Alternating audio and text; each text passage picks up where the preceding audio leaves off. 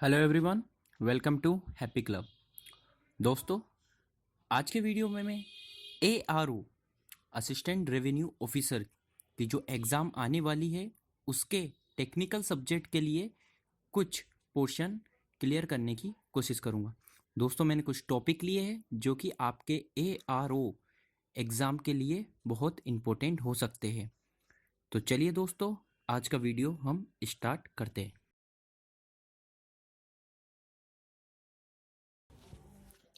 दोस्तों, यहाँ सबसे पहले हम बात करेंगे इंडियन टैक्स सिस्टम के बारे में। तो भारतीय कर व्यवस्था क्या होती है, कर कितने प्रकार के होते हैं और यह सरकार द्वारा हमसे किस प्रकार लिया जाता है।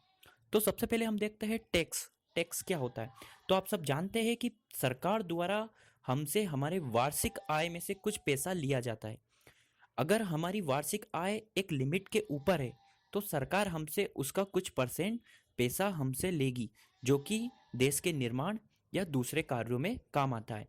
ये सेम हमारे साथ किसी ऑर्गेनाइजेशन के साथ, किसी कंपनी के साथ लागू होता है। तो यहाँ पे क्लियर होगा कि टैक्स क्या होता है। अब दोस्तों, हम देखते हैं कि सरकार द्वारा हमसे कितने प्रकार से टैक्स लिया जाता है। तो टैक्स हमसे दो प्रकार से लिया जा सकता है। एक तो होता है डायरेक्ट टैक्स और एक होता है इनडायरेक्ट टैक्स। तो दोस्तों, सबसे पहले हम देखते हैं डायरेक्ट टैक्स क्या होता है। तो डायरेक्ट टैक्स में क्या होता है दोस्तों, कि हम जो पैसा होता है हम वो डायरेक्ट गवर्नमेंट को पेमेंट करते हैं। हमारी सैलरी में से अगर हमारी सैलरी एक लिमिट के ऊपर है तो हमें उसमें से कुछ पैसा सरकार को डायरेक्ट जमा करना पड़ता है। या तो वो मंथली हो सकता है या वो एनुअली हो सकता है।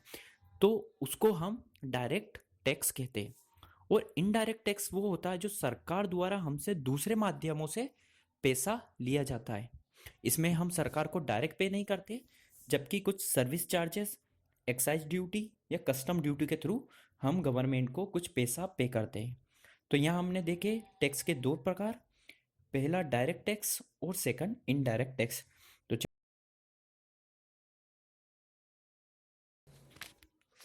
नेक्स्ट हम देखेंगे दोस्तों type of direct tax and indirect tax. तो जो डायरेक्ट टैक्स होता है वो पांच प्रकार का होता है। पहला होता है income tax, capital gain tax, security transaction tax, corporate tax और प्रीक्वाइज टैक्स। और जो हमारा इनडायरेक्ट टैक्स होता है वो sale tax, service tax, custom duty, excise duty और वेट, जिसको वैल्यू एडेड टैक्स कहा जाता है। तो चलिए नेक्स्ट हम देखें दोस्तों, कुछ फैक्ट देखते हैं टैक्स के बारे में। तो जो वर्ड है टैक्स, वो बना है लेटिन भाषा के वर्ड टैक्सो से, जिसका मतलब होता है एस्टिमेट, मतलब आकलन करना। और अगर देखा जाए भारत की टोटल पॉपुलेशन 120 करोड़, इंडियन में से सिर्फ 4% यानी 5.1 करोड़ ही टैक्स जमा करते। ये 2015 और 16 के आंकड़े। और अगर 2013 और 14 के आंकड़े देखा जाए तो सिर्फ 1.3 करोड़ ही टैक्स जमा करते थे, जिसके कारण हमारा देश बहुत पीछे है। अगर नेक्स्ट देखा जाए तो दो स्टेट महाराष्ट्र और दिल्ली से सबसे ज़्यादा टैक्स उगाया जाता है। महाराष्ट्र से सबसे ज़्यादा 39.9% और सेकंड दिल्ली 13.1%, जो कि टोटल इंडिया से टैक्स आने का 53% है। मतलब जो इंडिया से टोटल जो टैक्स उगाया जाता है उसमें से 53% है महाराष्ट्र और दिल्ली का। चलिए दोस्तों, नेक्स्ट देखा जाए तो 3 इंडियंस पे more than 100 crore a year income tax. तो जो तीन भारतीय है वो 100 करोड़ से ज्यादा टैक्स जमा करते और बाकी के 85% ऑफ द टैक्स जो टैक्स पेमेंट वाले होते हैं वो सिर्फ 1.5 टैक्स पर एनुअल जमा करते हैं। नेक्स्ट अगर देखा जाए तो जो डायरेक्ट टैक्स जो पूरे इंडिया से उगाया जाता है वह टोटल टैक्स का 33.3% होता है। मीन्स जो इंडिया से जो टोटल टैक्स जमाया जाता उगाया जाता है उसमें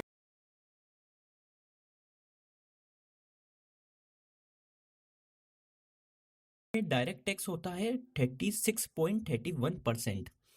ठीक है दोस्तों, अब नेक्स्ट देखा जाए कि 2008 और 2009 और 2014 और 2015 में सबसे ज़्यादा टैक्स में ग्रोथ करने वाले राज्य हैं Sikkim, Mizoram, Kerala, MP, Madhya Pradesh and Nagaland.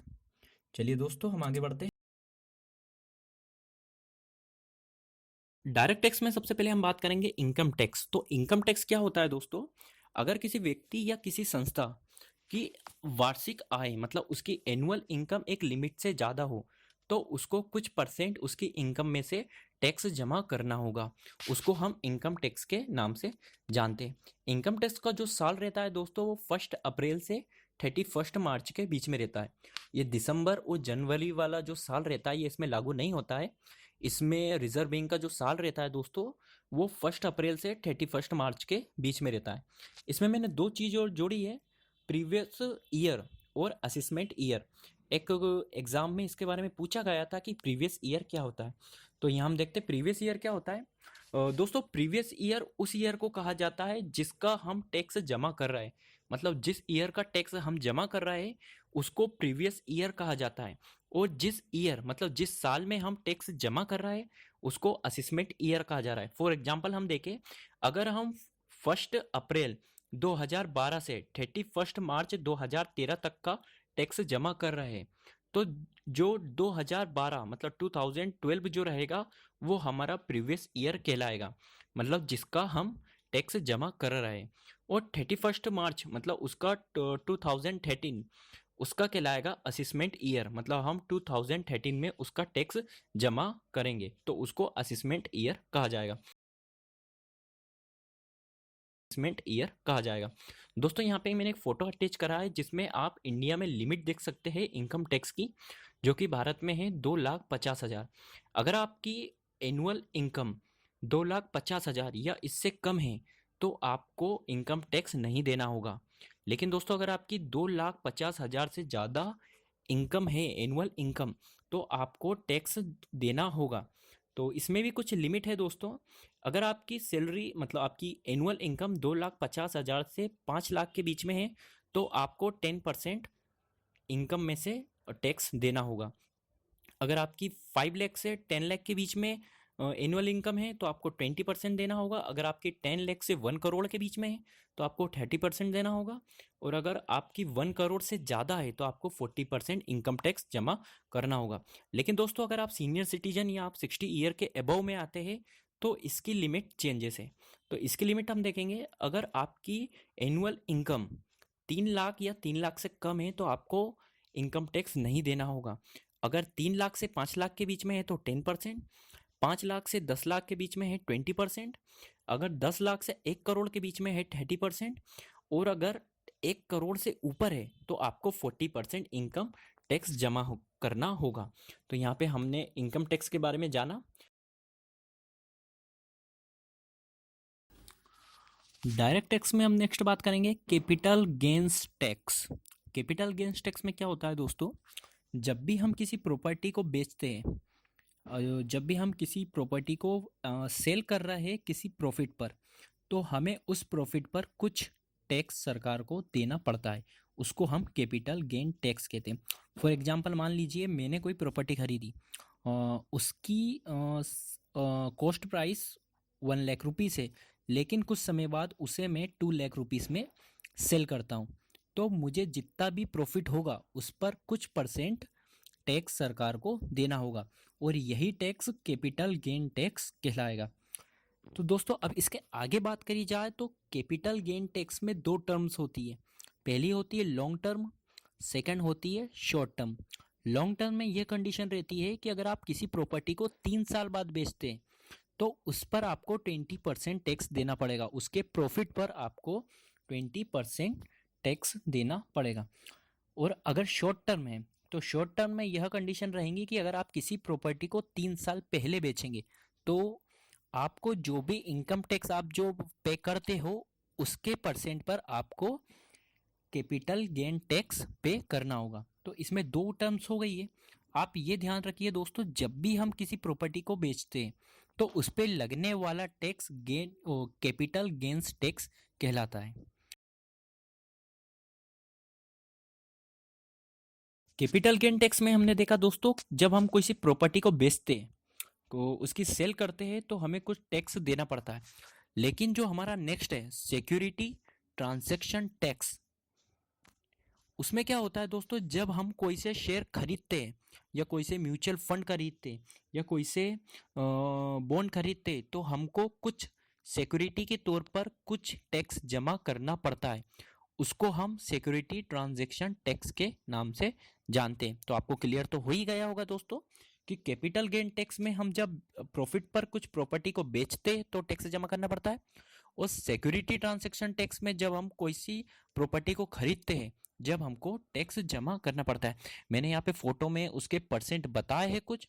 Future and option के लिए हमको 0.017% टैक्स देना पड़ता है। कैपिटल मार्केट के लिए हमको 0.125% टैक्स देना पड़ता है। कैपिटल मार्केट इंट्रा डे के लिए हमको 0.025% टैक्स जमा करना पड़ता है।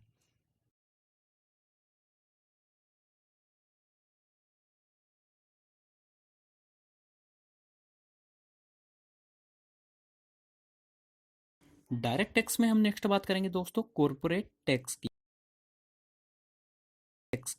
तो कॉर्पोरेट टैक्स क्या होता है, जो कॉरपोरेशन कंपनियां जो होती है वो सरकार को कुछ टैक्स पे करती है, उसको हम कॉरपोरेशन टैक्स के नाम से जानते हैं।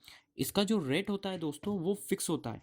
मतलब हर कॉरपोरेशन कंपनी के लिए जो टैक्स का जो रेट होता है वो फिक्स होता है। जैसे कि डोमेस्टिक कंपनियों के लिए 30% रहता है और फॉरेन कंपनियों के लिए 40% होता है। यानी जो भारतीय कंपनी जो रहेंगी उनको 30% और जो विदेशी कंपनियां जो रहेंगी उनको 40% टैक्स जमा करना होता है। तो यहाँ तो बात हुई दोस्तों डायरेक्ट टैक्स की। अब नेक्स्ट वीडियो में हम बात करेंगे इनडायरेक्ट टैक्स की। तो इसके लिए दोस्तों आप मेरे पेज को सब्सक्राइब कर सकते हैं। जब मैं नेक्स्ट वीडियो अपलोड करूँगा तो आपको नोटिफिकेशन